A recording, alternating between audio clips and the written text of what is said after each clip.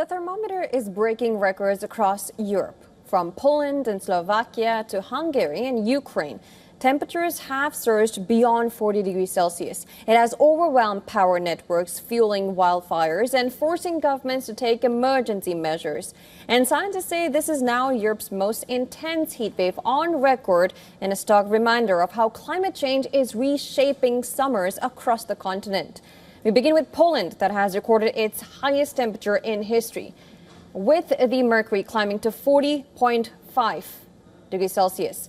If confirmed, the reading would surpass a national record that has stood since 1921. Authorities have issued the country's highest heat warnings, with temperatures forecast to reach as high as 42 degrees Celsius in some areas. Emergency services remain on high alert amid fears of wildfires, heat strokes, and water-related accidents. Neighboring Hungary is also facing extreme conditions. Temperatures reached 41.8 degrees Celsius in central Hungary, narrowly missing the country's all-time record. And Prime Minister Peter Magyar has urged public sector employees to work remotely where possible and called on employers to reschedule outdoor work. Restaurants have been asked to provide free drinking water, while air-conditioned public buildings are being kept open as cooling shelters. They move to Slovakia. Meteorologists there have registered a new national temperature record of 41 degrees Celsius in the southeastern town of Turna nad Bodovu. The unprecedented heat is affecting daily life across the country as authorities warn residents to avoid prolonged exposure to the sun and remain hydrated. In Ukraine, the heat wave is compounding the challenges of a country already battling war-damaged infrastructure. Emergency power cuts have been imposed as soaring temperatures increase demand on an energy grid weakened by years of Russian attacks. And officials warn that additional outages are likely as temperatures continue to hover between 35 and 38 degrees Celsius. And yet, despite the risk, residents and tourists did flock to Odessa's beaches along the Black Sea to escape the heat. And many say the sea offered much-needed relief from these sweltering conditions inland. Let's listen to it.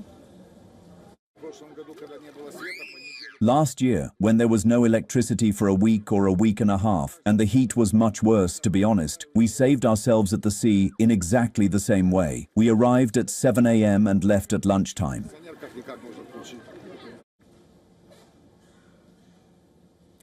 The Balkans are also feeling the heat. In Serbia's capital, Belgrade, residents sought relief in parks, fountains, lakeside beaches, and air-conditioned cafes. Temperatures approached 39 degrees Celsius as people crowded around cooling stations and shaded public spaces. And many residents pointed to climate change as a major factor behind the increasingly frequent and intense heat waves affecting the region. Listen to this. It's our own fault. We did it. We throw waste everywhere, the atmosphere is polluted, science had its say on this topic, and that's it. If we continue like this, will we survive or not? That is, future generations, it is as it is.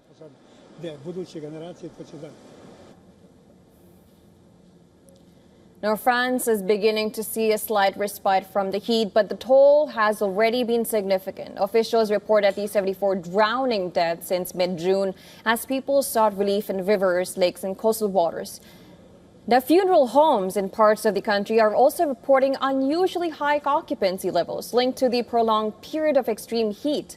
Weather forecasters warn that another heat wave could arrive as early as next month, and France is preparing for another heat wave with Prime Minister Sébastien Lecornu considering an extreme heat emergency plan. He says decisions will be made in the coming days, while the first batch of 30,000 air conditioners for the hospitals is expected to arrive within a week.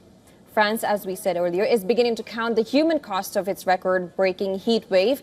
Deaths have surged above 1,400 a day at the peak of the crisis, overwhelming mortuaries in Paris. With storage facilities which are full, funeral directors are warning that the final death toll is likely to rise further. The points which, in my view, deserve particular attention, and I say this clearly, are the things that worked less well and for which I would like us to be able to find a number of answers. Some have already been documented by the teams and the ministries, and I thank you for that. They have been reported back.